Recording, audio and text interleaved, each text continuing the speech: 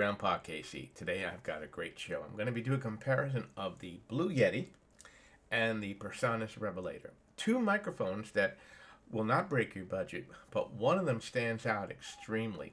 And I think you'll want to watch the show to the very end. So don't scroll away. We're going to get into it right now. Now, I have been using Blue Yeti for quite some time now. This is the staple one that I use. And until the PreSonus came out, I was pretty much satisfied. But you're not going to be satisfied anymore. Let's just talk about some of the different specs that this brings out. Microphones are excellent in their usage, and both have very similar specs. One of the main differences is that the Blue Yeti is a 16-bit and the PreSonus is a 24-bit, which gives you a greater width in range.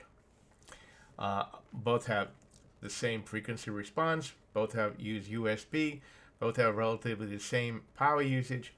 So for that one-to-one, they're very close in specs. Microphones have very similar controls. They both have a headphone jack, they both connect to USB, they both have a button in the front to adjust for volume, but that's where the difference changes rather rapidly. One of the major differences is that PreSonus is a music company or producer of music products, whereas Yeti is a company that produces mostly microphones. So now both microphones have more than one mode. Now, if you're not familiar with patterns, basically there's stereo mode, cricoid mode, omnidirectional mode, and bidirectional mode. That means bidirectional means it can be in front and back of the microphone. Omnidirectional means the microphone will pick up from all directions. Cricoid mode means that you're talking directly to the mic and it'll pick up that way.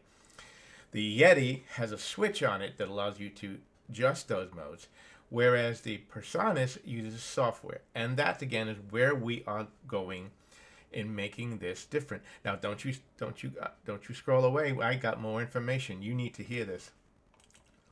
Now, the bottom line is that the PreSonus, again, as I said to you, is manufactured by a company that makes audio devices. You know, boosters, amplifiers, soundboards, things of that nature. So what they have done is they have built inside of the microphone software that allows you to mix without having to use a mixer sounds. And this comes up with this display, which allows you to take it to the next level, which means you'll be able to do presets, which it has a preset button for. You'll be able to take sound tracks, play them through your microphone while you're doing your vocals, and have them mix internally in the microphone and come back out without having to use a mixer. And that is where we're going to go right now. Again, don't scroll away. Make it you realize I have now switched from my Yeti microphone to the PreSonus, so you're now hearing the difference in my voice using the PreSonus microphone. Now, what makes this microphone unique is because it's manufactured by an audio company which sells amplifiers, equalizers, all of the soundboards, and all of those things that go with guitar amps and like that. They have incorporated that into the microphone. One of the real sweet things that it has is the ability to change or use presets. And I'll show you the screen in a minute, but one of the things on the microphone itself is a button called preset. You can see it, and that preset, you can select whether or not what preset you can have. Now, it comes with 10 presets, and you can add 10 more to the software. The button in front, the preset, allows you to go in and change your voice whatever you want it to. Sound effects, which is great when you're a content creator, which is great when you're a YouTuber, or you're doing all kinds of shows. You want to be able to make your audience get the best benefit. So the preset button has different colors, and depending upon what you select to that preset button, you'll get the different effect. Now I'm going to press the preset button. You'll hear my voice change. And this is preset number 1, and you can hear there's a difference of my voice. 1, 2, 3, 4. I'll go to the next preset. 1, 2, 3, 4, 5. This is the next preset I have. 1, 2, 3, 4, 5. And back to the original that I've set to 5. The Revelator comes with a multitude of software. Many of them just light versions, but still, if you're a content creator, a musician, writing soundtracks for music, all of these are helpful. And 2 of them you can download for free, and I've already done so. So that makes this product one step above. I would say a few more steps above.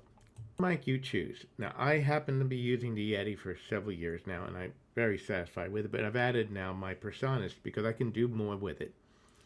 But both microphones, you're going to need a pop filter. Both ones, you're going to need a shock mount.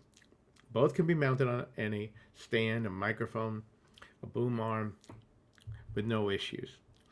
Each one has its own unique qualities, but when you take the 2 against each other, I believe that the PreSonus takes you further because you can do so much with it more.